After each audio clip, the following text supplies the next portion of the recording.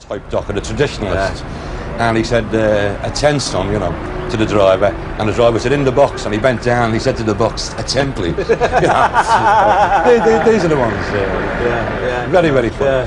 What about that fella down there? The key foreman was shouting at him, and he said, listen, you shouldn't be shouting at that lad like that, because the Japs give him a very bad time. He said, well, I didn't know that. And he went up to this fella and he said, listen, I'm sorry for shouting at you, lad. He said, oh, that's all right. He said, I believe you'd had a hard time off the Japs. He said, oh, well, yeah, that's right. He said, where was you, in Burma or what? He says, no, he says, I was working on a Maru boat last week and they wouldn't give me no hot water for the tea. I thought we got here that water. What about the stewards, you know? Yeah, go on, that steward went down the south end and he went aboard the ship and done an arbitration. And the supervisor said, tell them they're getting sweeter pay here, boys. Doesn't warrant it. We come back to the gang and he says to the gang, look, boys, he's told me you're getting nothing. He said, I'd advise you to take it. I like that. But after the 6 weeks strike, working at the Lampert boat, you know, and after gate 6 weeks, they come back and they open the hatches up, you know, and so they're all forgotten, like they're overlooked it. But there's a camel in the Swains deck looking up, you know, starving and everything. So someone said, God blimey, we forgot about the camel, you know. So they got the inspectors down, you know, from the RSPCA, and he had a look at it. He said, everything looks okay with the camel. He said, it needs a feed, a drink, and a bit of exercise. So they fed it, they give it a drink, and they landed it on the quay. Anyone going home for the dinner? So Percy Pickles said, I'm going home, you know. So they said, yeah, I'll take it out, you know. So Percy gets on his back and he's going to the gate, you know, on the camel. And the bobby said, where are you going with that? And he said, up Sand Hills. You know where you're swinging the legs, what do they call it down here? Congestion of the quay. And this fella goes down to the doctors for the doctor's note, you know, but he's really swinging the lead, like.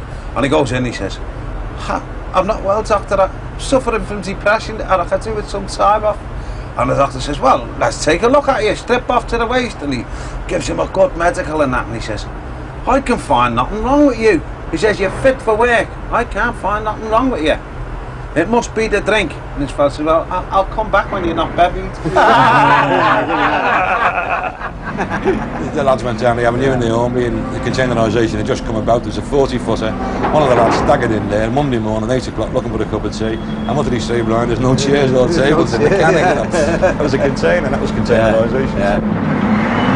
If you bury a pig underneath an apple tree. I don't know, what do you get if you bury a pig under an apple tree? A bacon apple! Oh. What do you get when you cross sponge with a tin of beans? The sponge with a tin of beans, what would you get? A cake that can blow its own candles out. Good heavens, a rude one, Jamie. Why do elephants have yellow soles on their feet? I don't know. Yellow soles? No, go on, So that they can hide upside down in custard. And all these children come from the Royal Waversley School for the Blind. In fact, they're all registered blind children. Did you hear about the Irishman who failed his driving test? No. He swerved to run over a cat. I've got another one. Did you hear about the Irishman who tried to rock around the clock? No, what happened? Fell off the mantelpiece. God, grief! What about the fella who was climbing over the wall at Everton? And the policeman said to him, get back in. You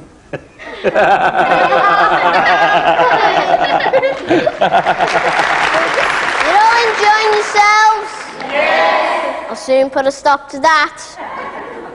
I was walking down Scotty the other day and I seen this drunk sitting down in the gutter. Child entertainers.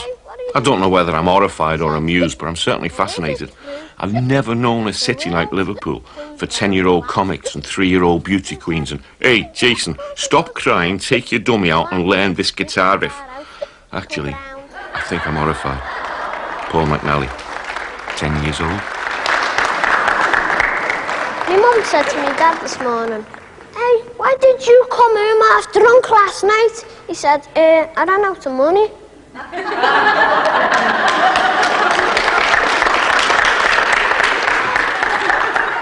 Have you heard Maggie Thatcher's new way to solve the unemployment crisis? She's put the school leaving age up to 52.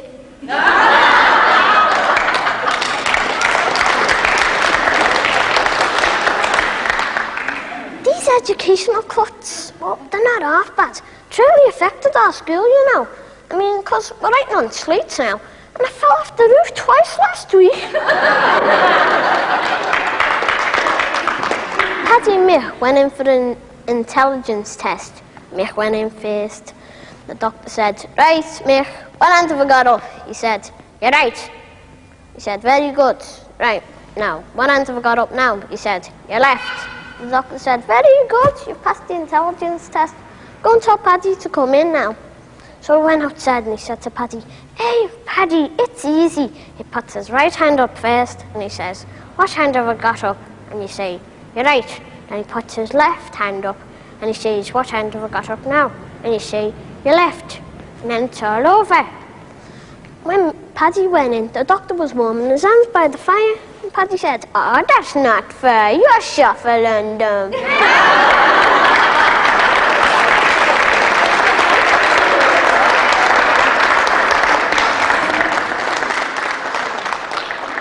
You know that poster, redundant to 16? I wonder if Paul's only got 6 years left, but he might be lucky.